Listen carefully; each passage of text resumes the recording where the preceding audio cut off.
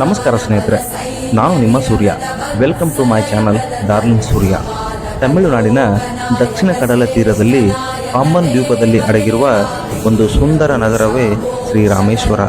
ಈ ಪಾಂಬನ್ ಸೇತುವೆ ಮೂಲಕವೇ ಈ ರಾಮೇಶ್ವರಕ್ಕೆ ಹಾಗೂ ದೇಶದ ಮುಖ್ಯ ನಗರಗಳಿಂದ ಬರುವ ಎಲ್ಲ ಯಥಾರ್ಥಿಗಳಿಗೆ ಇದೇ ಮೊದಲಿಗೆ ಕೈ ಬೀಸಿ ಕರೆಯುತ್ತಾ ಆಹ್ವಾನಿಸುತ್ತದೆ ಸ್ನೇಹಿತರೆ.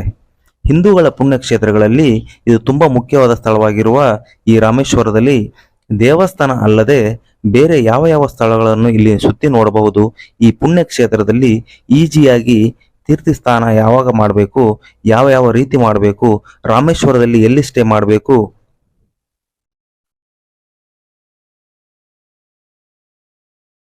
ಹಾಗೆ ನೀವು ಎಲ್ಲಿ ಊಟ ಮಾಡಬಹುದು, ಈ ಎಲ್ಲ ವಿಷಯಗಳನ್ನು ಈ ವಿಡಿಯೋದಲ್ಲಿ ತಿಳಿದುಕೊಳ್ಳೋಣ ಸ್ನೇಹಿತರೆ.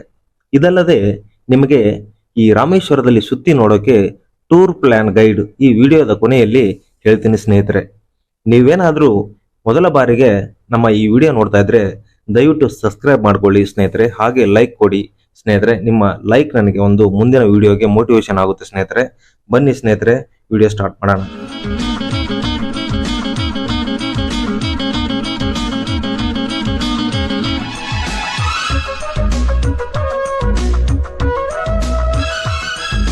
ರಾಮೇಶ್ವರದಲ್ಲಿ ನಾವು ನೋಡುವ ಮೊದಲ ಪ್ಲೇಸು ಸಂಗಮಲ್ ಬೀಚ್. ಈ ಸಂಗಮಲ್ ಬೀಚ್ ಶ್ರೀ ರಾಮನಾಥೇಶ್ವರ ದೇವಸ್ಥಾನದಿಂದ 1 ಕಿಲೋಮೀಟರ್ ದೂರದಲ್ಲಿರುವ ಈ ಸುಂದರವಾದ ಸಂಗಮಲ್ ಬೀಚ್ ತುಂಬಾ ಶಾಂತವಾಗಿಯೂ ಹಾಗೂ ಸೂಪರ್ ಆಗಿಯೂ ಇರುತ್ತದೆ ಸ್ನೇಹಿತರೆ. ಈ ಸಂಗಮಲ್ ಬೀಚ್ ನಿಂದ ಸನ್ರೈಸ್ ಮತ್ತು ಸನ್ಸೆಟ್ ಅನ್ನ ಇಲ್ಲಿ ತುಂಬಾ ಸುಂದರವಾಗಿ ನೋಡಬಹುದು. ಈ ಬೀಚ್ ಅಲ್ಲಿರುವ ಮೀನುಗಾರರು ಬೋಟಲ್ಲಿ ಕಡಲಿಗೆ ಹೋಗುವ ಹಾಗೂ ಕಡಲಿಂದ ಬರುವುದನ್ನ ನೀವು ಸುಂದರವಾಗಿ ಇಲ್ಲಿ ನೋಡಬಹುದು ಸ್ನೇಹಿತರೆ. ಹಾಗೂ ಇಲ್ಲಿ ನೀವು ಫೋಟೋ ಶೂಟ್ ಎಲ್ಲ ಮಾಡಿ ರೀಲ್ಸ್ ಎಲ್ಲ ಮಾಡಬಹುದು ಸ್ನೇಹಿತರೆ. ರಾಮೇಶ್ವರಕ್ಕೆ ರಾಮೇಶ್ವರ ಅಂತ ಹೆಸರು ಬರುವುದಕ್ಕೆ ಕಾರಣ ಈ ರಾಮನಾಥೇಶ್ವರ ಸ್ವಾಮಿ ದೇವಸ್ಥಾನ. ಶ್ರೀರಾಮನು ಇಲ್ಲಿ ಶಿವನ ಲಿಂಗ ಪ್ರತಿಷ್ಠಾಪಿಸಿ ಪೂಜೆಗೈದು ಹಾಗೂ ರಾಮನ ಹಾಗೂ ರಾವಣನ ಸಂಹಾರದ ನಂತರ ಇಲ್ಲಿ ಅಗ್ನಿ ತೀರ್ಥದಲ್ಲಿ ಸ್ನಾನ ಮಾಡಿ ರಾವಣನ ಕೊಂದ ನಂತರ ಶಾಪ ವಿಮೋಚನೆಗೆ ಇಲ್ಲಿ 22 ಬಾವಿಗಳಿಂದ ಸ್ನಾನ ಮಾಡಿ ನಂತರ ಇಲ್ಲಿರುವ ಶಿವನ ಲಿಂಗಕ್ಕೆ ಪೂಜೆ ಮಾಡಿರುತ್ತಾರೆ ಅಂತ ಹೇಳಲಾಗುತ್ತದೆ. ಆದ ಕಾರಣ ಇಲ್ಲಿ ಬರುವ ಎಲ್ಲ ಭಕ್ತರು ಮೊದಲಿಗೆ ಅಗ್ನಿ ತೀರ್ಥದಲ್ಲಿ ಸ್ನಾನ ಮಾಡಿ ನಂತರ 22 ಬಾವಿಗಳಿಂದ ತೀರ್ಥ ಸ್ನಾನ ಮಾಡಿದ ನಂತರ ಇಲ್ಲಿರುವ ಶಿವನ ದರ್ಶನ ಮಾಡ್ತಾರೆ. ಇದು ತುಂಬಾ ಹಳೆಯದಾದ ದೇವಸ್ಥಾನ ಅಂತ ಹೇಳಲಾಗುತ್ತದೆ. 12ನೇ ಶತಮಾನದಲ್ಲಿ ಪಾಂಡ್ಯರಾಜರು ಕಟ್ಟಿದ್ದಾರೆ ಅಂತ ನಂಬಲಾಗಿದೆ. ವಾಸ್ತುಕಲೆಯಲ್ಲೂ ಹಾಗೂ ಕಟ್ಟಡ ಕಲೆಯು ಈ ದೇವಸ್ಥಾನದ ಒಂದು ಹೆಮ್ಮೆ ಅಂತ ಹೇಳಬಹುದು ಸ್ನೇಹಿತರೆ. ಈ ದೇವಸ್ಥಾನದಲ್ಲಿ ಪ್ರಪಂಚ ಹೆಸರುವಾಸಿಯಾದ ಬೃಹತ್ ಪ್ರಾಂಗಣವನ್ನು ನೀವು ಇಲ್ಲಿ ಕಾಣಬಹುದು ಸ್ನೇಹಿತರೆ. 1212 ಕಂಬಗಳಿಂದ ಮಾಡಿದ ಈ ಮಹಾಪ್ರಾಂಗಣವು ಭಕ್ತರ ಕಣ್ಮನಗಳನ್ನು ಆನಂದಿಸುತ್ತದೆ. 690 ಅಡಿ ಉದ್ದ, 435 ಅಡಿ ಅಗಲ ಇರುವ ಈ ಪ್ರಾಂಗಣ ಶ್ರೀ ಪಾರ್ವತಿ ಅಮ್ಮನ ಸನ್ನಿಧಿಯಿಂದ ನಮಸ್ಕರಿಸಿ ದೇವಸ್ಥಾನ ಬಿಟ್ಟು ಹೊರಗಡೆ ಬರುವಾಗ ಇದು ಸಿಗುತ್ತದೆ. ಈ ಪ್ಲೇಸ್ ಅನ್ನು ಮಿಸ್ ಮಾಡದೆ ನೋಡ್ಕೊಂಡು ಬನ್ನಿ ಸ್ನೇಹಿತರೆ. ರಾಮಾಯಣ ಎಷ್ಟು ಹಳೆಯದು ಅಷ್ಟೇ ಹಳೆಯದು ಈ ರಾಮೇಶ್ವರ ರಾಮನಾಥೇಶ್ವರ ದೇವಸ್ಥಾನ. ರಾಮೇಶ್ವರದಲ್ಲಿ ಸ್ವಾಮಿ ದರ್ಶನಕ್ಕಿಂತ ರಾಮೇಶ್ವರದಲ್ಲಿ ತೀರ್ಥ ಸ್ನಾನ ಮಾಡುವುದು ತುಂಬಾ ಮುಖ್ಯ. ರಾಮೇಶ್ವರದಲ್ಲಿ ಮೊತ್ತ 64 ಪುಣ್ಯ ತೀರ್ಥ ಸ್ಥಳಗಳಿದಾವೆ. ಅದರಲ್ಲಿ 22 ರಾಮೇಶ್ವರ ದೇವಸ್ಥಾನದಲ್ಲಿದ್ದಾವೆ. ಅಗ್ನಿ ತೀರ್ಥ ಎನ್ನುವ ರಾಮೇಶ್ವರ ಕಡಲಲ್ಲಿ ಸ್ನಾನ ಮಾಡಿ ಆಮೇಲೆ 22 ಬಾವಿಗಳಿಂದ ತೀರ್ಥ ಸ್ನಾನ ಮಾಡುವುದು. ಈ ತೀರ್ಥ ಸ್ನಾನ ಮಾಡುವುದಕ್ಕೆ ಒಬ್ಬರಿಗೆ 25 ರೂಪಾಯಿನ ಟಿಕೆಟ್ ಚಾರ್ಜ್ ಅನ್ನು ಮಾಡಲಾಗುತ್ತದೆ. ಹಾಗೆ ಸ್ನೇಹಿತರೆ, ಈ ರಾಮೇಶ್ವರದಲ್ಲಿ ಏಜೆಂಟ್ಸ್ ಮೂಲಕ ಕೂಡ ನೀವು ತೀರ್ಥ ಸ್ನಾನವನ್ನ ಮಾಡಬಹುದು. ಬಾವಿಗಳಿಗೆ ಹೋದ್ರೆ ನೀವು ಏಜೆಂಟರ ಒಟ್ಟಿಗೆ ನೀವು ಬಾವಿಗಳಿಗೆ ಹೋದ್ರೆ ನೀವು ತುಂಬಾ ಬೇಗನೆ ದೇವಸ್ಥಾನಕ್ಕೆ ಹೋಗಿ ದೇವರ ದರ್ಶನವನ್ನ ಮಾಡಬಹುದು. ಯಾಕಂದ್ರೆ ರಾಮೇಶ್ವರದಲ್ಲಿ ಯಾವಾಗಲೂ ತುಂಬಾ ರಶ್ ಇರುತ್ತದೆ. ನೋಡಿ ಸ್ನೇಹಿತರೆ, ನಿಮ್ಮ ಅನುಕೂಲಕ್ಕೆ ತಕ್ಕ ಹಾಗೆ ನೀವು ತೀರ್ಥ ಸ್ನಾನವನ್ನ ಮಾಡಬಹುದು. ಹಾಗೆ ಸ್ನೇಹಿತರೆ, ನೀವು ಅಗ್ನಿ ತೀರ್ಥದ ಕಡಲಲ್ಲಿ ಸ್ನಾನ ಮಾಡಿ ಹೊರಗಡೆ ಬರಬೇಕಾದ್ರೆ ಬಿಳಿ ಪಂಚೆ ಹಾಗೂ ಬಿಳಿ ಅಂಗಿ ಹಾಕಿಕೊಂಡು ID ಕಾರ್ಡ್ ಅನ್ನು ಹಾಕೊಂಡು ಏಜೆಂಟ್ಸ್ ತುಂಬಾನೇ ಜನ ಇರ್ತಾರೆ. ಅವರೆಲ್ಲ ದೇವಸ್ಥಾನದ ಸಿಬ್ಬಂದಿಗಳೇ ಆಗಿರುತ್ತಾರೆ. ಭಯಬೇಡ, ಅಂಜಿಕೆ ಇಲ್ಲದೆ ನೀವು ಅವರೊಂದಿಗೆ ಹೋಗಬಹುದು. 22 ತೀರ್ಥದ ನೀರಿಗೆ ಒಬ್ಬರಿಗೆ 200 ರೂಪಾಯಿಗಳನ್ನ ಚಾರ್ಜ್ ಮಾಡ್ತಾರೆ. ನೀವು ತುಂಬಾ ಜನ ಹೋದ್ರೆ ಇನ್ನೂ ಕಮ್ಮಿ ಮಾಡ್ತಾರೆ. ನೀವು ಮಾತಾಡಿ ಕಮ್ಮಿ ಮಾಡ್ಕೋಬಹುದು. ಆ ಏಜೆಂಟ್ ಜೊತೆ ಹೋದ್ರೆ 22 ಬಾವಿ ನೀರನ್ನು ನಿಮ್ಮ ಮೇಲೆ ಹಾಕ್ತಾರೆ. ನೀವು ಲೈನ್ ಅಲ್ಲಿ ನಿಲ್ಲುವ ಅವಕಾಶ ಇರೋದಿಲ್ಲ. ನೀವು ನೇರವಾಗಿ ದೇವಸ್ಥಾನಕ್ಕೆ ದರ್ಶನಕ್ಕೆ ನೀವು ಹೋಗಬಹುದು ಬೇಗನೆ. ಇನ್ನು ಈ ಅಗ್ನಿ ತೀರ್ಥದಲ್ಲಿ ಸ್ನೇಹಿತರೆ ಪಿಂಡದಾನ ಮಾಡ್ತಾರೆ ಸ್ನೇಹಿತರೆ. ಅಂದ್ರೆ ನಮ್ಮ ಹಿರಿಯರಿಗೆ ಯಾರಿಗಾದ್ರೂ ತಿಥಿ ಮಾಡ್ಬೇಕು ಅಂದ್ರೆ ಹಾಗೂ ತರ್ಪಣ ಬಿಡಬೇಕು ಅಂತಂದ್ರೆ ಈ ರಾಮೇಶ್ವರದಲ್ಲಿ ಕೊಡ್ತಾರೆ. ತುಂಬಾ ಜನ ಇಲ್ಲಿ ಅಯ್ಯರುಗಳು ಹಾಗೂ ಈ ಅಗ್ನಿ ತೀರ್ಥದ ಪಕ್ಕದಲ್ಲೇ ಇರುತ್ತಾರೆ. ಅವರೊಂದಿಗೆ ನೀವು ಮುಂಚಿತವಾಗಿ ರೇಟನ್ನು ಮಾತಾಡಿಕೊಂಡು ನೀವು ಆಮೇಲೆ ನಿಮ್ಮ ಹಿರಿಯರಿಗೆ ಆ ಒಂದು ಕಾರ್ಯವನ್ನ ನೀವು ಇಲ್ಲಿ ಮಾಡ್ಬೋದು ಸ್ನೇಹಿತರೆ. ನೀವು ಇಲ್ಲಿ ನೋಡ್ತಾ ಇರ್ಬೋದು, ಇಲ್ಲಿ ತುಂಬಾನೇ ಜನ ಅಯ್ಯರ್ಗಳು ಜೊತೆ ಮಾತಾಡಿಕೊಂಡು ನೀವು ಇಲ್ಲಿ ಪೂಜೆಯನ್ನ ಮಾಡ್ತಾರೆ. ನೀವು ಇಲ್ಲಿ ತಿಥಿ ವಿಧಾನಗಳನ್ನ ನೀವು ಇಲ್ಲಿ ಮಾಡ್ಬೋದು ಸ್ನೇಹಿತರೆ. ಹಾಗೆ ಸ್ನೇಹಿತರೆ ಅದನ್ನ ನಂತರ ನಮ್ಮ ಪ್ರೀತಿಯ ಮಾಜಿ ರಾಷ್ಟ್ರಪತಿ, ನಮ್ಮ ಯುವಕರ ರೋಲ್ ಮಾಡೆಲ್ ಆದ APJ ಅಬ್ದುಲ್ ಕಲಾಂ ಅವರ ಬಾಳಿ ಬದುಕಿದ ಮನೆ ರಾಮೇಶ್ವರದಲ್ಲಿದೆ. ಈಗ ಈ ಮನೆಯನ್ನು ಒಂದು ಮ್ಯೂಸಿಯಂ ಆಗಿ ಮಾಡಿದ್ದಾರೆ.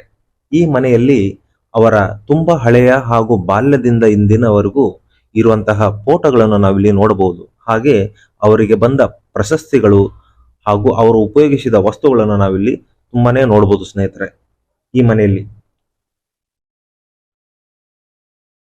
ಸ್ನೇಹಿತರೆ ಈ ಮನೆಯ 2ನೇ ಪ್ಲಾಟ್ ಅಲ್ಲಿ ಒಂದು ಶಾಪಿಂಗ್ ಕಾಂಪ್ಲೆಕ್ಸ್ ಇದೆ, ಅಂದ್ರೆ ಅಂಗಡಿ ಇದೆ. ಅಲ್ಲಿ ಅಬ್ದುಲ್ ಕಲಾಂ ಅವರ ಶಿಲೆಗಳು ಹಾಗೂ ಕೀ ಚೈನ್ಗಳು ಕೂಡ ಹಾಗೂ ಪುಸ್ತಕಗಳು ಇಲ್ಲಿ ಸಿಗುತ್ತವೆ. ನಿಮಗೆ ಬೇಕಾದ್ರೆ ತಗೊಳ್ಬಹುದು ಸ್ನೇಹಿತರೆ. ಹಾಗೂ ಕೈ ಕಸುಬುಗಳಲ್ಲಿ ಇರುವ ಎಲ್ಲಾ ವಸ್ತುಗಳು, ಕರಕುಶಲ ವಸ್ತುಗಳು ಇಲ್ಲಿ ಸಿಗುತ್ತವೆ ಸ್ನೇಹಿತರೆ. ಬೇಕಾದ್ರೆ ನೀವು ಇಲ್ಲಿ ಪರ್ಚೇಸ್ ಮಾಡಬಹುದು ಸ್ನೇಹಿತರೆ. ಮಕ್ಕಳಿಗೆ ಬುಕ್ಸ್ ಗಳನ್ನೆಲ್ಲ ಇಲ್ಲಿ ತಗೊಳ್ಬಹುದು ಸ್ನೇಹಿತರೆ ನೀವು ಬೇಕಾದ್ರೆ. ಇದಾದ ನಂತರ ರಾಮೇಶ್ವರದಲ್ಲಿ ಬೋಟಿಂಗ್ ಮಾಡಬಹುದು ಸ್ನೇಹಿತರೆ. ಹೌದು ಸ್ನೇಹಿತರೆ, ಎಲ್ಲಾ ಪ್ರವಾಸಿ ಸ್ಥಳಗಳಲ್ಲಿ ಇರುವ ಹಾಗೆ ರಾಮೇಶ್ವರದಲ್ಲಿ ಬೋಟಿಂಗ್ ಇದೆ ಸ್ನೇಹಿತರೆ. ಅಗ್ನಿ ತೀರ್ಥದ ಪಕ್ಕದಲ್ಲೇ ಬೋಟಿಂಗ್ ರೈಡ್ ಮಾಡ್ತಾರೆ. ಈ ಕಡಲಲ್ಲಿ ಬೋಟಿಂಗ್ ಮಾಡುವಾಗ ಶ್ರೀ ರಾಮೇಶ್ವರ ದೇವಸ್ಥಾನದ ಗೋಪುರಗಳು ತುಂಬಾ ಸುಂದರವಾಗಿ ಕಾಣುತ್ತವೆ. ಹಾಗೆ ನೀವು ಫೋಟೋಗಳನ್ನು ಕೂಡ ತಗೊಳ್ಬಹುದು ಸ್ನೇಹಿತರೆ. ಹಾಫ್ ಅನ್ ಅವರ್ಗೆ ನಿಮ್ಮನ್ನು ಬೋಟಿನಲ್ಲಿ ಸುತ್ತಾಡಿಸುತ್ತಾರೆ. ಹಾಗೆ ಒಬ್ಬರಿಗೆ 100 ರೂಪಾಯಿಗಳನ್ನ ಚಾರ್ಜ್ ಮಾಡ್ತಾರೆ. ಈ ಬೋಟಿಂಗ್ ನಲ್ಲಿ ಎಕ್ಸ್ಪೀರಿಯನ್ಸ್ ಮಾಡೋದು ತುಂಬಾ ಚೆನ್ನಾಗಿರುತ್ತೆ ಸ್ನೇಹಿತರೆ. ಮಿಸ್ ಮಾಡದೆ ಹೋಗಿ ಬನ್ನಿ ಸ್ನೇಹಿತರೆ. ನೀವು ರಾಮೇಶ್ವರ ಬಂದ್ರೆ ಖಂಡಿತ ಮಿಸ್ ಮಾಡದೆ ಈ ಬೋಟಿಂಗ್ ಅನ್ನ ನೀವು ಖಂಡಿತ ಎಂಜಾಯ್ ಮಾಡಬೇಕು ಸ್ನೇಹಿತರೆ. ತುಂಬಾ ಚೆನ್ನಾಗಿರುತ್ತೆ. ಈ ಅಗ್ನಿ ತೀರ್ಥದ ಪಕ್ಕದಲ್ಲೇ ಈ ಬೋಟಿಂಗ್ ರೈಡ್ ಇರುತ್ತೆ ಸ್ನೇಹಿತರೆ. ನೀವು ಇಲ್ಲಿ ನೋಡಬಹುದು ಸ್ನೇಹಿತರೆ. ನೆಕ್ಸ್ಟ್ ಕೋದಂಡರಾಮರ ಟೆಂಪಲ್ ಸ್ನೇಹಿತರೆ. ಇದು ಧನುಸ್ಕೋಡಿ ಹೋಗುವ ಮಾರ್ಗದಲ್ಲಿ ಸಿಗುತ್ತೆ.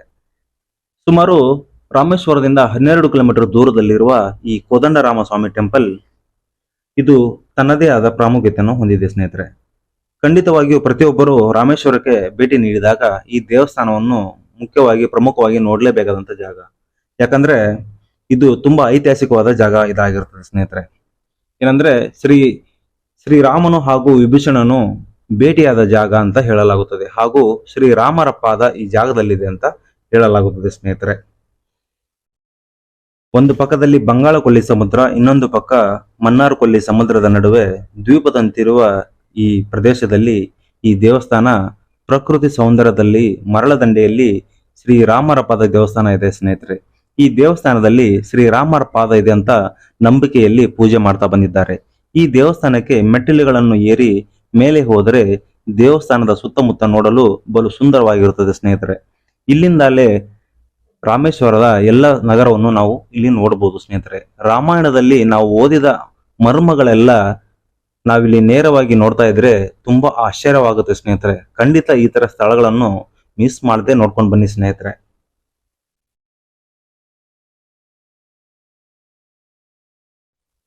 ರಾಮೇಶ್ವರದಿಂದ 24 ಕಿಲೋಮೀಟರ್ ದೂರವಿರುವ ಧನುಸ್ಕೋಡಿ ನಿಮಗೆ ಒಂದು ವ್ಯತ್ಯಾಸಮಯ ಅನುಭವ ಕೊಡುವುದರಲ್ಲಿ ಯಾವುದೇ ಸಂದೇಹವಿಲ್ಲ ಸ್ನೇಹಿತರೆ. ಧನುಸ್ಕೋಡಿಯಿಂದ ಶ್ರೀಲಂಕಾದ ತಲೆಮನ್ನಾರ್ಗೆ ಕೇವಲ 27 ಕಿಲೋಮೀಟರ್ ಮಾತ್ರ. ಧನುಸ್ಕೋಡಿಯ ದೇವಸ್ಥಾನ, church, bus stand, railway station, hospital ಎಲ್ಲವೂ ಇರುವ ಒಂದು ಸುಂದರವಾದ ಊರಾಗಿತ್ತು ಸ್ನೇಹಿತರೆ. 1964ರಲ್ಲಿ ಸಂಭವಿಸಿದ ಘೋರ ಸುನಾಮಿಗೆ ಇಡೀ ಊರು ಹಾಗೂ ಊರಿನ ಜೀವನ ನಾಶವಾಗಿ ಹೋಯಿತು ಸ್ನೇಹಿತರೆ. ಇದರಿಂದ ತುಂಬಾನೇ ಜನ ಸಾವಿಗೀಡಾದ್ರು ಹಾಗೂ ಅವರ ನೆಲೆಯನ್ನೇ ಕಳ್ಕೊಂಡ್ರು. ಅದಾದ ನಂತರ ತಮಿಳುನಾಡು ಸರ್ಕಾರ ಈ ಧನುಸ್ಕೋಡಿಯನ್ನು ಜನಗಳು ವಾಸಿಸಲು ಯೋಗ್ಯವಲ್ಲದ ಸ್ಥಳ ಅಂತ ಪ್ರಕಟಣೆ ಮಾಡಿರುತ್ತಾರೆ. ಇವಾಗ ಈ ಧನುಸ್ಕೋಡಿ ಅರೆಬರೆಯ ಧನುಸ್ಕೋಡಿಯಾಗಿ ಮಾರ್ಪಟ್ಟಿದೆ ಸ್ನೇಹಿತರೆ. ಇವಾಗಲೂ ಕೂಡ ನಾವು ಈ ಧನುಷ್ಕೋಡಿಯಲ್ಲಿ ಶಿಥಿಲ ಅವಸ್ಥೆಯಲ್ಲಿರುವ ಚರ್ಚ್ ಹಾಗೂ ರೈಲ್ವೆ ಸ್ಟೇಷನ್ ಅನ್ನು ನೋಡಬಹುದು ಸ್ನೇಹಿತರೆ. ಹಾಗೂ ನೀರವ ಮೌನವನ್ನು ತಾಳಿ ನೆಲಕ್ಕೆ ಕಚ್ಚಿರುವ ಕೆಲವು ಹಾಳು ಮನೆಗಳನ್ನು ಕೂಡ ನಾವಿಲ್ಲಿ ನೋಡಬಹುದು ಸ್ನೇಹಿತರೆ. ಇಂದಿಗೂ ಇಲ್ಲಿ ಸ್ನೇಹಿತರೆ ಕೆಲ ಮೀನುಗಾರರ ಕುಟುಂಬ ಈ ಧನುಷ್ಕೋಡಿಯಲ್ಲಿ ವಾಸಿಸುತ್ತಿದ್ದಾರೆ ಸ್ನೇಹಿತರೆ. ಈ ಧನುಷ್ಕೋಡಿಗೆ ಬರುವ ಪ್ರವಾಸಿಗರನ್ನು ನಂಬಿ ಈ ಧನುಷ್ಕೋಡಿಯಲ್ಲಿ ಬಾಳುತ್ತಿದ್ದಾರೆ. ರಾಮೇಶ್ವರದಿಂದ ಧನುಷ್ಕೋಡಿಯವರೆಗೂ ರೋಡ್ ಸೂಪರ್ ಆಗಿ ಮಾಡಿದ್ದಾರೆ ಸ್ನೇಹಿತರೆ. ಇದಕ್ಕೂ ಮುಂಚೆ ಧನುಷ್ಕೋಡಿಗೆ ಹೋಗೋದಕ್ಕೆ ಅಂದ್ರೆ ಒಂದು ಸವಾಲ್ ಪಯಣವೇ ಆಗಿತ್ತು. ಆದರೆ ಇವಾಗ ರಾಮೇಶ್ವರದಿಂದ ಧನುಷ್ಕೋಡಿಗೆ ಸೂಪರ್ ಆಗಿ ರೋಡ್ ಮಾಡಿದ್ದಾರೆ. ಈಗ ಧನುಷ್ಕೋಡಿ ಒಂದು ಒಳ್ಳೆಯ ಪ್ರವಾಸಿ ತಾಣವಾಗಿ ತುಂಬಾನೇ ಇಂಪ್ರೂವ್ಮೆಂಟ್ ಆಗ್ತಾ ಬಂದಿದೆ. ಈ ಧನುಷ್ಕೋಡಿಯ ಈ ಕೊನೆಯ ಸ್ಥಳವನ್ನು ಅರ್ಚಲ್ ಮೊನೆ ಅಂತ ಕರೀತಾರೆ. ಈ ಸ್ಥಳದಲ್ಲಿ ಬಂಗಾಳಕೊಲ್ಲಿ ಸಮುದ್ರ ಹಾಗೂ ಅರಬ್ಬಿ ಸಮುದ್ರ ಒಂದಾಗಿ ಸೇರುವ ಸ್ಥಳ ಇದಾಗಿದೆ ಸ್ನೇಹಿತರೆ. ಈ ಅರ್ಚಲ್ ಮೊನೆಯಿಂದ ಶ್ರೀಲಂಕಾದ ತಲೈಮನ್ನಾರ್ಗೆ ಬರೀ 27 ಕಿಲೋಮೀಟರ್ ಇರ್ತದೆ ಸ್ನೇಹಿತರೆ. ನಾವು ಧನುಷ್ಕೋಡಿಗೆ ಹೋಗ್ತಾ ಇದ್ದಂತೆ ನಮ್ಮ ಶೆಲ್ ಶ್ರೀಲಂಕಾ ಮೊಬೈಲ್ ಟವರ್ಗೆ ಹೋಗುತ್ತದೆ. ವೆಲ್ಕಮ್ ಟು ಶ್ರೀಲಂಕಾ ಅಂತ SMS ಕೂಡ ಬರುತ್ತೆ. ಈ ಧನುಷ್ಕೋಡಿಯ ತುಂಬಾ ಚೆನ್ನಾಗಿದೆ. ನೀವು ಇಲ್ಲಿ ಫೋಟೋಸ್ ಸೂಪರ್ ಆಗಿ ತಗೊಳ್ಬಹುದು ಹಾಗೂ ರೀಲ್ಸ್ ಕೂಡ ಮಾಡಬಹುದು ಸ್ನೇಹಿತರೆ. ಬೀಚ್ ನೋಡಿ ಎಂಜಾಯ್ ಮಾಡಿ ನೀವು ರಿಟರ್ನ್ ಬರಬೇಕಾದ್ರೆ ರೋಡ್ ಸೈಡ್ ಅಲ್ಲಿ ನಿಮಗೆ ತುಂಬಾನೇ ಚಿಕ್ಕ ಚಿಕ್ಕ ಮೀನು ಅಂಗಡಿಗಳು, ಹೋಟೆಲ್ಗಳು ಕಾಣುತ್ತವೆ. ಫಿಶ್ ಫುಡ್ಗಳು ಸಿಗುತ್ತವೆ. ಫ್ರೆಶ್ ಮೀಲ್ಸ್ ನಿಮಗೆ ಇಷ್ಟವಾದರೆ ನೀವು ಇಲ್ಲಿ ಟ್ರೈ ಮಾಡಬಹುದು ಸ್ನೇಹಿತರೆ. ಹಾಗೆ ನೀವು ಇಲ್ಲಿ ಫ್ರೆಶ್ ಆಗಿ ಮೀನನ್ನ ಹಿಡ್ಕೊಂಡು ಬಂದು ಇಲ್ಲಿ ಮೀನುಗಾರರು ಹೋಟೆಲ್ಗಳಿಗೆ ಕೊಡ್ತಾರೆ. ಈ ಹೋಟೆಲಲ್ಲಿ ಫ್ರೆಶ್ ಆಗಿ ಮೀಲ್ಸ್ ಅನ್ನ ರೆಡಿ ಮಾಡ್ತಾರೆ. ನೀವು ಬೇಕಾದ್ರೆ ಇಲ್ಲಿ ಒಂದ್ಸಾರಿ ಟ್ರೈ ಮಾಡಬಹುದು ಸ್ನೇಹಿತರೆ. ಹಾಗೆ ಸ್ನೇಹಿತರೆ, ಈ ಕಡಲ ಚಿಪ್ಪುಗಳು, ಶಂಖಗಳು, ಮುತ್ತುಗಳನ್ನು ಸರವನ್ನು ಮಾಡಿ ಕೈಕರಕುಶಲ ವಸ್ತುಗಳನ್ನು ಇಲ್ಲಿ ತುಂಬಾನೇ ಸೇಲ್ ಮಾಡ್ತಾರೆ. ನಿಮಗೆ ಇಷ್ಟವಾದರೆ ತಗೊಳ್ಬಹುದು ಸ್ನೇಹಿತರೆ. ಹಾಗೆ ರಾಮೇಶ್ವರ ಹಾಗೂ ಧನುಷ್ಕೋಡಿ ಜ್ಞಾಪಕವಾಗಿ ಏನಾದರೂ ಪರ್ಚೇಸ್ ಮಾಡಿದ್ರೆ ನಿಮಗೆ ಜ್ಞಾಪಕವಾಗಿ ಉಳಿಬಹುದು ಸ್ನೇಹಿತರೆ. ಧನುಷ್ಕೋಡಿಯಲ್ಲಿ ಸ್ನೇಹಿತರೆ ಒಂದು ಶಿವಲಿಂಗ ದೇವಸ್ಥಾನವಿದೆ. ಈ ದೇವಸ್ಥಾನದಲ್ಲಿ ನೀರಿನಲ್ಲಿ ತೇಲುವ ಕಲ್ಲನ್ನು ನೀವು ಕಾಣಬಹುದು ಸ್ನೇಹಿತರೆ. ಅಲ್ಲಿ ಚಿಕ್ಕ ನೀರಿನ ತೊಟ್ಟಿಯಲ್ಲಿ ಆ ಕಲ್ಲನ್ನು ಎಷ್ಟೇ ಒಳಗಡೆ ತಳ್ಳಿದರೂ ಪುನಃ ಆ ನೀರಿನ ಮೇಲೆ ತೇಲುವ ಕಲ್ಲನ್ನು ನೀವು ಇಲ್ಲಿ ಕಾಣಬಹುದು ಸ್ನೇಹಿತರೆ. ಖಂಡಿತ ನೀವು ಹೋದ್ರೆ ಮಿಸ್ ಮಾಡದೆ ನೋಡ್ಕೊಂಡು ಬನ್ನಿ ಸ್ನೇಹಿತರೆ. ರಾಮೇಶ್ವರದಲ್ಲಿ ನಮ್ಮ APJ ಅಬ್ದುಲ್ ಕಲಾಂ ಅವರ ಮೆಮೋರಿಯಲ್ ಹಾಲ್ ಹಾಗೂ APJ ಅಬ್ದುಲ್ ಕಲಾಂ ಅವರ ಸಮಾಧಿ ಇದೆ ಸ್ನೇಹಿತರೆ. ಈ ಮೆಮೋರಿಯಲ್ ಹಾಲ್, ಈ ಸ್ಥಳವು ತುಂಬಾ ನೀಟಾಗಿ ಹಾಗೂ ಪ್ರಶಾಂತವಾಗಿ ಇನ್ನೂ ತುಂಬಾ ಸೂಪರ್ ಆಗಿದೆ ಸ್ನೇಹಿತರೆ. ಈ APJ ಅಬ್ದುಲ್ ಕಲಾಂ ಮೆಮೋರಿಯಲ್ ಹಾಲ್ ಅಲ್ಲಿ ಅಬ್ದುಲ್ ಕಲಾಂ ಅವರು ಮಾಡಿದ ಸಾಧನೆಗಳು, ಅವರು ಉಪಯೋಗಿಸುತ್ತಿದ್ದ ವಸ್ತುಗಳನ್ನು ನಾವಿಲ್ಲಿ ನೋಡಬಹುದು. ಅದಲ್ಲದೆ ಅಬ್ದುಲ್ ಕಲಾಂ ಅವರ ಮೇಣದ ಶಿಲೆಯನ್ನು ನಾವಿಲ್ಲಿ ನೋಡಬಹುದು ಸ್ನೇಹಿತರೆ. ನೋಡುವುದಕ್ಕೆ ಒರಿಜಿನಲ್ ಅಬ್ದುಲ್ ಕಲಾಂ ಅವರ ಹಾಗೆಯೇ ಇರೋದನ್ನ ನಾವಿಲ್ಲಿ ನೋಡಬಹುದು ಸ್ನೇಹಿತರೆ. ಹಾಗೂ ಅಬ್ದುಲ್ ಕಲಾಂ ಮೆಮೋರಿಯಲ್ ಹಾಲ್ ಪಕ್ಕದಲ್ಲೇ ಅವರ ಸಮಾಧಿ ಕೂಡ ಇದೆ ಸ್ನೇಹಿತರೆ. ನೀವು ಒಳಗಡೆ ಹೋಗೋದಾದ್ರೆ ಮೊಬೈಲ್ ಸ್ವಿಚ್ ಆಫ್ ಮಾಡ್ಕೊಂಡು ಹೋಗ್ಬೇಕಾಗುತ್ತೆ. ಅಲ್ಲಿ ಫೋಟೋ ಶೂಟ್ ಅನ್ನ ಮಾಡೋದನ್ನ ಸ್ಟ್ರಿಕ್ಟ್ಲಿ ಅವಾಯ್ಡ್ ಮಾಡಿದ್ದಾರೆ. ಈ ಜಾಗವು ತುಂಬಾ ಶಾಂತವಾಗಿಯೂ ಸುಂದರವಾಗಿಯೂ ಇರುತ್ತದೆ ಸ್ನೇಹಿತರೆ. ಮೆಮೋರಿಯಲ್ ಹಾಲ್ ಹಾಗೂ ಸಮಾಧಿ ಹತ್ತಿರ ಸೆಲ್ ಫೋನ್ಗಳನ್ನು ಯೂಸ್ ಮಾಡೋದನ್ನ ಕಡ್ಡಾಯವಾಗಿ ನಿಷೇಧಿಸಿದೆ. ಹಾಗೂ ನೀವು ಖಂಡಿತ ಇಲ್ಲಿಗೆ ಹೋದ್ರೆ ನಿಮ್ಮ ಮಕ್ಕಳನ್ನು ದಯವಿಟ್ಟು ಕರ್ಕೊಂಡು ಹೋಗಿ ಅಬ್ದುಲ್ ಕಲಾಂ ಅವರ ಜೀವನ ಚರಿತ್ರೆಯನ್ನು ಅವರಿಗೆ ತಿಳಿಸಿ. ಸ್ನೇಹಿತರೆ, ರಾಮೇಶ್ವರಕ್ಕೆ ಹೋದ್ರೆ ಖಂಡಿತ ಈ APJ ಅಬ್ದುಲ್ ಕಲಾಂ ಅವರ ಮೆಮೋರಿಯಲ್ ಹಾಲ್ ಅನ್ನ ನೋಡೋದನ್ನ ಮಿಸ್ ಮಾಡಬೇಡಿ ಸ್ನೇಹಿತರೆ.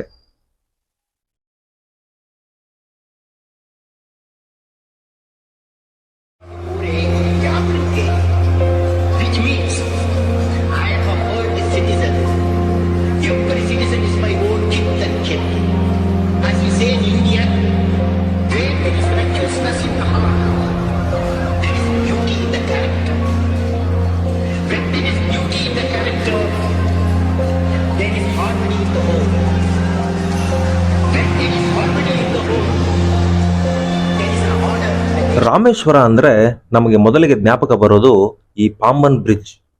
ತಮಿಳುನಾಡು ಹಾಗೂ ರಾಮೇಶ್ವರಂ ಪಾಂಬನ್ ದ್ವೀಪವನ್ನು ಜೋಡಿಸುವ ಸೇತುವೆಯೇ ಈ ಬೃಹದಾದ ಪಾಂಬನ್ ಸೇತುವೆ. ಸಮುದ್ರದ ನಡುವೆ 2.3 ಕಿಲೋಮೀಟರ್ ರೈಲ್ವೆ ಸೇತುವೆ ಹಾಗೂ ರೋಡ್ ಸೇತುವೆ, ಈ ಎರಡು ತುಂಬಾ ಆಶ್ಚರ್ಯವೇ ಎನ್ನಬಹುದು.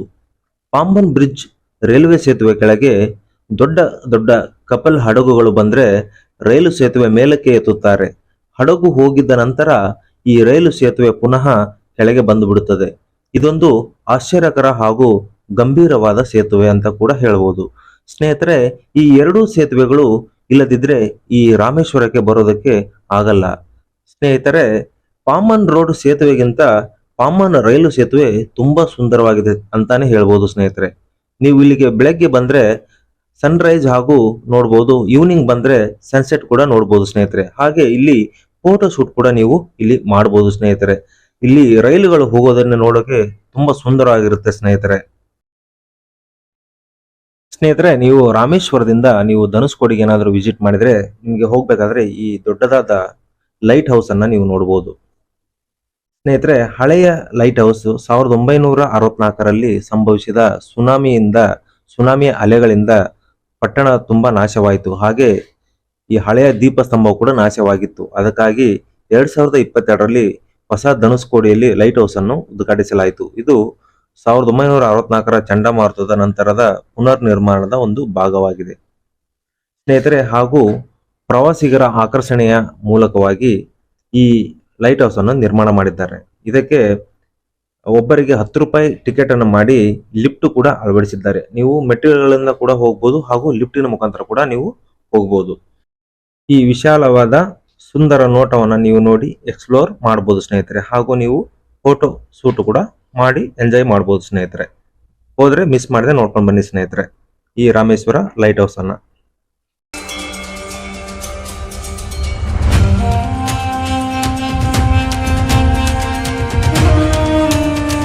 ಸ್ನೇಹಿತರೆ, ಈ ರಾಮೇಶ್ವರಕ್ಕೆ ಬರುವ ಭಕ್ತಾದಿಗಳೆಲ್ಲ ತಪ್ಪದೇ ಹೋಗಿ ಬರುವ ಜಾಗ ಶ್ರೀ ದೇವಿ ಪಟ್ಟಣದ ನವಗ್ರಹ ದೇವಸ್ಥಾನ ಸ್ನೇಹಿತರೆ. ರಾಮೇಶ್ವರದಿಂದ 67 ಕಿಲೋಮೀಟರ್ ದೂರದಲ್ಲಿರುವ ಈ ದೇವಿ ಪಟ್ಟಣಂನ ನವಗ್ರಹ ದೇವಸ್ಥಾನಕ್ಕೆ ಹೋಗೋದು ಅಂದಿನಿಂದ ಇಂದಿನವರೆಗೂ ರೂಢಿಯಲ್ಲಿದೆ. ತುಂಬಾ ಪವರ್ಫುಲ್ ಆಗಿರುವ ಈ ನವಗ್ರಹ ದೇವಸ್ಥಾನಕ್ಕೆ ಖಂಡಿತ ನೀವು ರಾಮೇಶ್ವರ ಬಂದ್ರೆ ಮಿಸ್ ಮಾಡದೆ ಹೋಗಿ ಬನ್ನಿ. ಶ್ರೀರಾಮನು ಶ್ರೀಲಂಕಾಗೆ ಹೋಗುವ ಮುನ್ನ ಈ ದೇವಿ ಪಟ್ಟಣಂನ ಈ ಕಡಲಲ್ಲಿ 9 ಕರಿಕಲ್ಲುಗಳನ್ನು ನವಗ್ರಹಗಳ ರೀತಿ ಇಟ್ಟು ಪೂಜೆ ಮಾಡುವಾಗ ಕಡಲ ಅಲೆಗಳು ಜೋರಾಗಿ ಕಲ್ಲುಗಳ ತಳ್ಳುವುದರಿಂದ ಪೂಜೆಗೆ ತುಂಬಾ ಅಡೆತಡೆ ಆಗುತ್ತಿದ್ದಂತೆ. ಆಗ ಶ್ರೀರಾಮನು ಶ್ರೀ ವಿಷ್ಣುವನ್ನು ಬೇಡಿಕೊಂಡಾಗ ನಂತರ ಕಡಲ ಅಲೆಗಳು ಶಾಂತವಾಗಿದ್ದವು ಅಂತ ಹೇಳಲಾಗುತ್ತದೆ. ಇವಾಗಲೂ ಕೂಡ ಈ ನವಗ್ರಹ ದೇವಸ್ಥಾನದಲ್ಲಿ ಜೋರಾದ ಅಲೆಗಳನ್ನ ನಾವಿಲ್ಲಿ ಕಾಣ ಸಿಗುವುದಿಲ್ಲ. ಹಾಗೆ ಸ್ನೇಹಿತರೆ, ಈ ನವಗ್ರಹ ದೇವಸ್ಥಾನದಲ್ಲಿ 3 ಅಡಿ ಆಳ ಇರುತ್ತದೆ. ನೀವೇನಾದ್ರೂ ಬಂದ್ರೆ ಹುಷಾರಾಗಿ ಹೋಗಿ ಬನ್ನಿ ಸ್ನೇಹಿತರೆ. ಹಾಗೂ ಈ ಜಾಗದಲ್ಲೇ ಶ್ರೀರಾಮನಿಗೆ ಶನಿ ದೋಷದಿಂದ ಮುಕ್ತಿ ಆಯಿತು ಅಂತ ಹೇಳಲಾಗುತ್ತದೆ ಸ್ನೇಹಿತರೆ. ಇನ್ನು ಮದುವೆ ಆಗದೆ ಇರುವಂತವರು ಹಾಗೂ ಮಕ್ಕಳ ಭಾಗ್ಯ ಇಲ್ಲದೆ ಇರುವಂತವರು ಈ ದೇವಸ್ಥಾನಕ್ಕೆ ಭೇಟಿ ನೀಡಿದರೆ ತಮ್ಮ ಸಕಲ ಕೋರಿಕೆಗಳು ಈಡೇರುತ್ತೆ ಅಂತ ಇಲ್ಲಿ ನಂಬಲಾಗುತ್ತದೆ. ಇದು ತುಂಬಾ ಪವರ್ಫುಲ್ ದೇವಸ್ಥಾನ ಆಗಿದ್ದರಿಂದ ರಾಮೇಶ್ವರಕ್ಕೆ ಬರುವ ಎಲ್ಲ ಭಕ್ತಾದಿಗಳು ಎಲ್ಲರೂ ಬಂದು ವಿಸಿಟ್ ಮಾಡಲೇಬೇಕಾದಂತ ಜಾಗ ಸ್ನೇಹಿತರೆ. ನಿಮ್ಮ ಸಕಲ ಸಮಸ್ಯೆಗಳು ಏನೇ ಇದ್ರೂ ಇಲ್ಲಿ ಬಂದು ನವಗ್ರಹ ದೇವಸ್ಥಾನವನ್ನು ಸುತ್ತಿ ಹಾಕಿದ್ರೆ ಹಾಗೂ ಇಲ್ಲಿ ನವಗ್ರಹ ದೇವಸ್ಥಾನದಲ್ಲಿ ಸ್ನಾನವನ್ನು ಮಾಡಿದ್ರೆ ತಮ್ಮ ಸಕಲ ದೋಷ ಪರಿಹಾರ ಕೂಡ ಆಗುತ್ತೆ ಅಂತ ಇಲ್ಲಿ ಹೇಳಲಾಗುತ್ತದೆ ಸ್ನೇಹಿತರೆ. ಖಂಡಿತ ರಾಮೇಶ್ವರ ಬಂದ್ರೆ ಇದನ್ನ ಮಿಸ್ ಮಾಡದೆ ಹೋಗ್ಬೇಡಿ ಸ್ನೇಹಿತರೆ.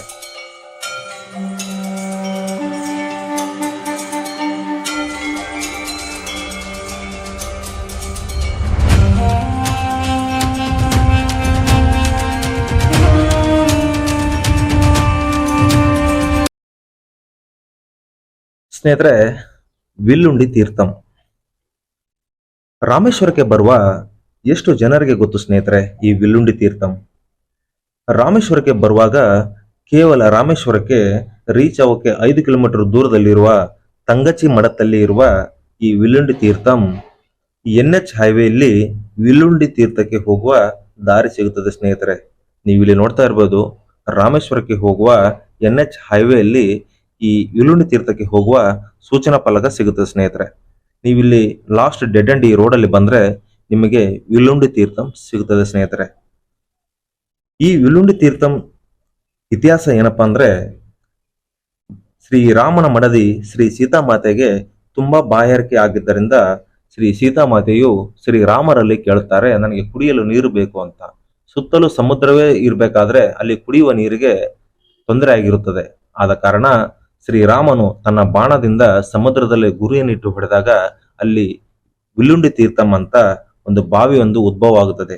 ಅಂದಿನಿಂದ ಇಂದಿನವರೆಗೂ ಅದನ್ನು ಶ್ರೀರಾಮರ ಬಾಣದಿಂದ ಹೊಡೆದ ವಿಲ್ಲುಂಡಿ ತೀರ್ಥಂ ಅಂತ ಹೆಸರು ಬಂದಿದೆ ಸ್ನೇಹಿತರೆ. ಅದನ್ನು ಇಂದಿಗೂ ತುಂಬಾ ಜೋಪಾನವಾಗಿ ಕಾಪಾಡುತ್ತಾ ಕಾಯುತ್ತಾ ಬಂದಿದ್ದಾರೆ ಸ್ನೇಹಿತರೆ.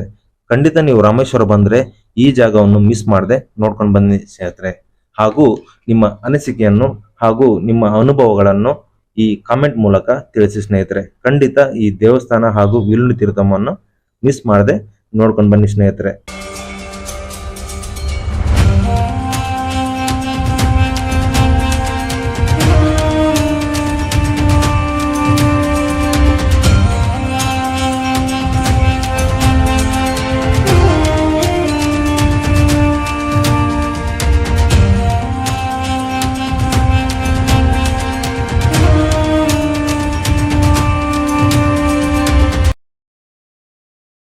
ರಾಮೇಶ್ವರದಲ್ಲಿ ಸ್ಟೇ ಆಗೋಕೆ star hotel, budget hotel, cottages, resorts ಎಲ್ಲವೂ ಇರ್ತದೆ ಸ್ನೇಹಿತರೆ. ಹಾಗೆ ಸ್ನಾನ ಮಾಡೋಕೆ ಮಾತ್ರ ಫ್ರೆಶಪ್ ಆಗ್ಲಿಕ್ಕೆ ರೂಮ್ಸ್ಗಳು ಕೂಡ ಸಿಗುತ್ತೆ. ನಿಮ್ಮ ಅನುಕೂಲಕ್ಕೆ ತಕ್ಕ ಹಾಗೆ ನೀವು ಸೆಲೆಕ್ಟ್ ಮಾಡ್ಕೊಳ್ಳಿ ಸ್ನೇಹಿತರೆ.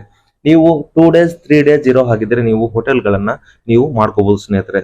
ನೀವು ಒಂದು ದಿನದ 1 day ಟ್ರಿಪ್ ಅಲ್ಲಿ ಇದ್ರೆ ನೀವು ರೈಲ್ವೆ ಸ್ಟೇಷನ್ ಅಲ್ಲಿ, ರಾಮೇಶ್ವರ ರೈಲ್ವೆ ಸ್ಟೇಷನ್ ಅಲ್ಲಿ ಲಾಕರ್ ಸ್ಪೆಷಾಲಿಟಿ ಇರುತ್ತೆ ಸ್ನೇಹಿತರೆ. ನೀವು ಅಲ್ಲಿ ಕೂಡ ನೀವು ಲಾಕರ್ ಸ್ಪೆಷಾಲಿಟಿಯಲ್ಲಿ ಇದ್ಕೊಂಡು ನೀವು ಅಲ್ಲಿಂದ ಕೂಡ ನೀವು ವಿಸಿಟ್ ಅನ್ನು ಮಾಡಿ ಸಾಯಂಕಾಲ ನೀವು ಪುನಃ ನೀವು ಊರಿಗೆ ಹೋಗ್ಬೋದು. ಹಾಗೆ ಸ್ನೇಹಿತರೆ, ನೀವು ಎಲ್ಲೇ ರೂಮ್ ಮಾಡಿದ್ರು ನೀವು ಆದಷ್ಟು ರಾಮೇಶ್ವರ ಬರೋ ಹಾಗಿದ್ರೆ ಆನ್ಲೈನ್ ಅಲ್ಲಿ ರೂಮ್ ಅನ್ನ ಬುಕ್ ಮಾಡ್ಕೊಳ್ಳಿ. ಆಫ್ಲೈನ್ ಅಲ್ಲಿ ಸ್ವಲ್ಪ ಕಷ್ಟ ಆಗ್ಬೋದು. ಹಾಗೆ ಸ್ನೇಹಿತರೆ, ಆದಷ್ಟು ನೀವು ದೇವಸ್ಥಾನದ ಹತ್ತಿರ ರೂಮ್ ಮಾಡಿದ್ರೆ ತುಂಬಾ ಒಳ್ಳೆಯದು. ಹಾಗೆ ನೀವು ರೈಲ್ವೆ ಸ್ಟೇಷನ್ ಅಲ್ಲಿ ಕೂಡ ನೀವು ಲಾಕರ್ ಅಲ್ಲಿ ಕೂಡ ನೀವು ತಮ್ಮ ಬ್ಯಾಗ್ಗಳನ್ನು ಇಟ್ಟು ನೀವು ಕೂಡ ದೇವರ ದರ್ಶನಕ್ಕೆ ಹೋಗ್ಬೋದು. ಒಂದು ದಿನದ ಪಯಣ ಆಗಿದ್ದರೆ ಅಥವಾ 2-3 days ಆಗಿದ್ರೆ ನೀವು ಖಂಡಿತ ದೇವಸ್ಥಾನದ ಹತ್ತಿರ ಹೋಟೆಲ್ಗಳನ್ನ, ರೂಮ್ಗಳನ್ನ ಮಾಡಬಹುದು ಸ್ನೇಹಿತರೆ. ನಾನು ನಿಮ್ಗೆ ವಿಡಿಯೋದ ಕೊನೆಯಲ್ಲಿ ಟೂರಿಂಗ್ ಗೈಡ್ ಬಗ್ಗೆ ಹೇಳ್ತೀನಿ ಅಂತ ಹೇಳಿದ್ದೆ. ಹೌದು ಸ್ನೇಹಿತರೆ, ನೀವು ರಾಮೇಶ್ವರಕ್ಕೆ ಬಂದಾದ್ಮೇಲೆ ತೀರ್ಥ ಸ್ನಾನ, ದೇವರ ದರ್ಶನ ಎಲ್ಲ ಮುಗಿದಾದ್ಮೇಲೆ ನೀವು ಟೂರಿಂಗ್ ಪ್ಲಾನ್ ಮಾಡೋ ಹಾಗಿದ್ರೆ ಈ ವಿಡಿಯೋ ನಿಮ್ಗೆ ತುಂಬಾ ಹೆಲ್ಪ್ ಆಗುತ್ತೆ ಅಂತ ನನ್ನ ಅನಿಸಿಕೆ. ನೀವು ಸ್ವಂತ ಕಾರಲ್ಲಿ ಬಂದ್ರೆ ಈ ನಾನು ಹೇಳಿರ್ತಕ್ಕಂಥ ಪ್ರಕಾರ ನೀವು ಎಲ್ಲ ಸ್ಥಳಗಳನ್ನ ಭೇಟಿ ಮಾಡಬಹುದು. ನೀವು ಕಾರು ಅಥವಾ ಸ್ವಂತ ವೆಹಿಕಲ್ ಗಳನ್ನ ಹೊಂದದೇ ಇಲ್ಲ ಅಂದ್ರೆ ನೀವು ಸಿಂಪಲ್ ಆಗಿ ನೀವು ಅಲ್ಲಿಂದ ನಗರ ಸಾರಿಗೆ ಬಸ್ಗಳನ್ನ ನೀವು ಯೂಸ್ ಮಾಡಬಹುದು. ಆದ್ರೆ ಸಾರಿಗೆ ಬಸ್ ಅಲ್ಲಿ ನೀವು ಒಂದೊಂದು ಜಾಗಕ್ಕೆ ಹೋಗಕ್ಕೆ ತುಂಬಾ ಕಷ್ಟ ಆಗುತ್ತೆ. ಯಾಕಂದ್ರೆ 20 ನಿಮಿಷಕ್ಕೆ, ಅರ್ಧ ಗಂಟೆಗೆ ಮೇಲೆ ಒಂದೊಂದು ಬಸ್ ಬರುತ್ತೆ. ಹಾಗೆ ನೀವು ನೋಡ್ತಕ್ಕಂಥ ಎಲ್ಲ ಪ್ಲೇಸ್ಗಳಲ್ಲಿ ಮಾರ್ಗವಾಗಿ ಬಸ್ ಬರೋದಾದ್ರೂ ನಿಜ, ಆದ್ರೆ ನೀವು ಎಲ್ಲೆಲ್ಲ ಪ್ಲೇಸ್ಗಳನ್ನು ನೀವು ನೋಡೋದಕ್ಕೆ ಬಸ್ಗಳನ್ನ ರೀಚ್ ಮಾಡೋಕೆ ನಿಮ್ಗೆ ಆ ಒಂದು ದಿನ ಸಾಕಾಗಲ್ಲ. ಹಾಗಾಗಿ ನೀವು ದೇವಸ್ಥಾನ ಅಥವಾ ಅಗ್ನಿ ತೀರ್ಥದ ಪಕ್ಕದಲ್ಲೇ ನಿಮ್ಗೆ ಆಟೋ ಸ್ಟ್ಯಾಂಡ್ ಎಲ್ಲ ಸಿಗುತ್ತೆ. ಅಲ್ಲಿಂದ ನೀವು ಆಟೋ ಡ್ರೈವರ್ ಹತ್ರ ಮಾತಾಡ್ಕೊಂಡ್ರೆ ಒಬ್ಬರಿಗೆ 250 ರಿಂದ 300 ರೂಪಾಯಿ ಚಾರ್ಜ್ ಮಾಡ್ತಾರೆ. ನೀವು ಎಲ್ಲಾ ಜಾಗಗಳನ್ನು ರೀಚ್ ಮಾಡಿ ಈಸಿಯಾಗಿ ನೋಡ್ಬೋದು. ಇದು ಸಿಂಪಲ್ ಗೈಡೆಡ್ ಟ್ರಿಪ್ ಸ್ನೇಹಿತರೆ. ನೀವು ಸ್ವಂತ ವೆಹಿಕಲ್ ಅನ್ನ ಹೊಂದಿದ್ರೆ ನೀವು ನಾ ಹೇಳಿರ್ತಕ್ಕಂಥ ಜಾಗಗಳಲ್ಲಿ ನೀವು ಈಸಿಯಾಗಿ ವಿಸಿಟ್ ಅನ್ನ ಮಾಡಬಹುದು. ನೀವು ವೆಹಿಕಲ್ ಗಳನ್ನ ಹೊಂದದೇ ಇಲ್ಲ ಅಂದ್ರೆ ಸಿಂಪಲ್ ಆಗಿ ನೀವು ಬಸ್ಸಲ್ಲಿ ಕೂಡ ಬರ್ಬೋದು. ಆದ್ರೆ ಎಲ್ಲ ಜಾಗಗಳನ್ನು ಬಸ್ಸಲ್ಲಿ ಈಸಿಯಾಗಿ ರೀಚ್ ಮಾಡೋಕ್ಕಾಗಲ್ಲ. ಒಂದು ದಿನ ವೇಸ್ಟ್ ಆಗ್ಬೋದು ನಿಮ್ಗೆ. ಕೆಲವು ಜಾಗಗಳನ್ನು ಮಾತ್ರ ನೋಡ್ಬೋದು. ನೀವು ಎಲ್ಲಾ ಜಾಗಗಳನ್ನು ಕಡಿಮೆ ಸಮಯದಲ್ಲಿ ನೋಡುವ ಹಾಗಿದ್ರೆ ನೀವು ಅಗ್ನಿ ತೀರ್ಥ ಅಥವಾ ರೈಲ್ವೆ ಸ್ಟೇಷನ್ ಪಕ್ಕದಲ್ಲಿ ಆಟೋಗಳನ್ನ ಅಥವಾ ಟ್ಯಾಕ್ಸಿಗಳನ್ನ ತಗೊಂಡು ನೀವು ಎಲ್ಲ ಜಾಗಗಳನ್ನ ನೀವು ರೇಟ್ ಅನ್ನ ಮಾತಾಡ್ಕೊಂಡು ರೀಚ್ ಮಾಡಬಹುದು. ಹಾಗೆ ಸ್ನೇಹಿತರೆ, ನಿಮ್ಗೆ ಈ ವಿಡಿಯೋ ನಿಮ್ಗೆ ಇಷ್ಟ ಆಗಿದೆ ಅನ್ಕೋತಾ ಇದ್ದೀನಿ. ಈ ಕನ್ನಡಿಗನ ಪ್ರಯತ್ನಕ್ಕೆ ನಮ್ಮ ಕನ್ನಡಿಗರ ಆಶೀರ್ವಾದ ಸದಾ ಇರುತ್ತೆ ಅಂತ ಮತ್ತೆ ಇನ್ನೊಂದು ವಿಡಿಯೋ ಜೊತೆ ಬರ್ತೀನಿ ಸ್ನೇಹಿತರೆ. ನಿಮ್ಮ ಆಶೀರ್ವಾದ ಹಾಗೂ ನಿಮ್ಮ ಪ್ರೋತ್ಸಾಹ, ಸಪೋರ್ಟ್ ಹೀಗೆ ನನ್ನ ಮೇಲೆ ಇರಲಿ ಅಂತ ಹೇಳ್ತಾ ನಮಸ್ಕಾರ ಸ್ನೇಹಿತರೆ.